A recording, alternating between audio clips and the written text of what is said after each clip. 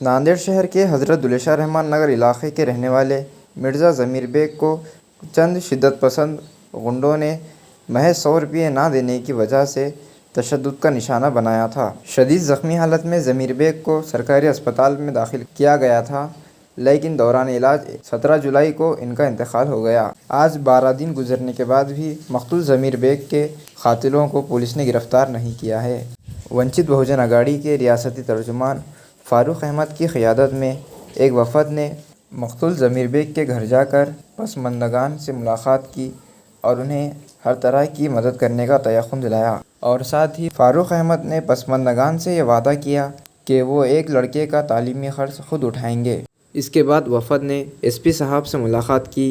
इस मामले की तफ्तीश में पुलिस की जानिब से हो रही काहली पर शदीद नाराज़गी का इजहार किया और इस मामले की तफ्तीश CID के हवाले करने की मांग की।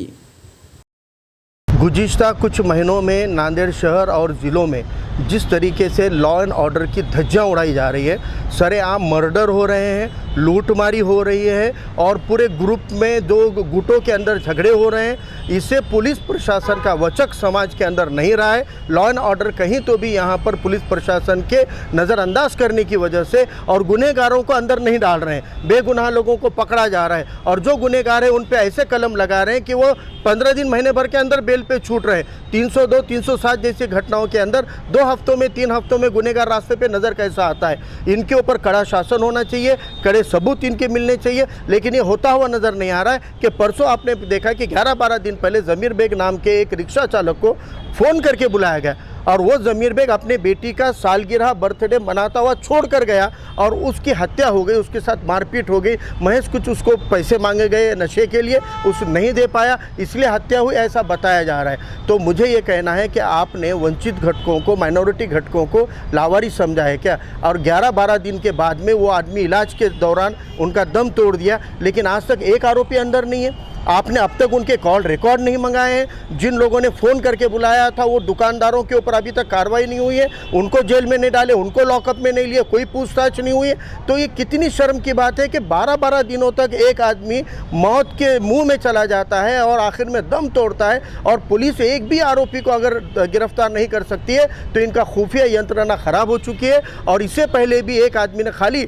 इंटरेस्ट के पैसे ब्याज का हफ्ता नहीं दिया, इसलिए फारूक नगर के एक ऐसे ही नौजवान की हत्या हो गई थी। तो इन घटकों को आप लावारिस मत समझिए। अगर वंचित घटकों को, माइनॉरिटी घटकों का सरेआम मारा जा रहा है और पुलिस हिफाजत नहीं करती है तो पुलिस ने जाहिर करना चाहिए कि वो इस हिफाजत नहीं कर सकती है, तो वंचित बहुजन अघाड़ी अपने रास्ते तय करेगी और अपने रास्ते ढूंढ कर निकालेगी। आज हमने मांग की है कि CID के जरिए इस ज़मीर बेग के मामले को जांच किया जाए और जो दोषी है उनको अंदर डाला जाए और ऐसे सबूत ढूंढे जाए कि दोषी को जल्दी ज़मानत नहीं मिलनी चाहिए और जो निर्दोष है उनको आप मत पकड़ो, लेकिन दोषी को मत छोड़ो, उनको अंदर डालना चाहिए। और इसके बावजूद कलेक्टर साहब को हम अभी मिलकर निवेदन दे रहे हैं कि कम से कम 10 लाख रुपए की मदद वो पीड़ित परिवार को दो। 4 जवान बच्चियां हैं, तो लड़के हैं, इनके तालीम का खर्च है, शादियों का खर्च है। कमाई पुत घर में एक ही आदमी था और घर में एक माजूर भाई है, माँ है, इनको कौन पालेगा?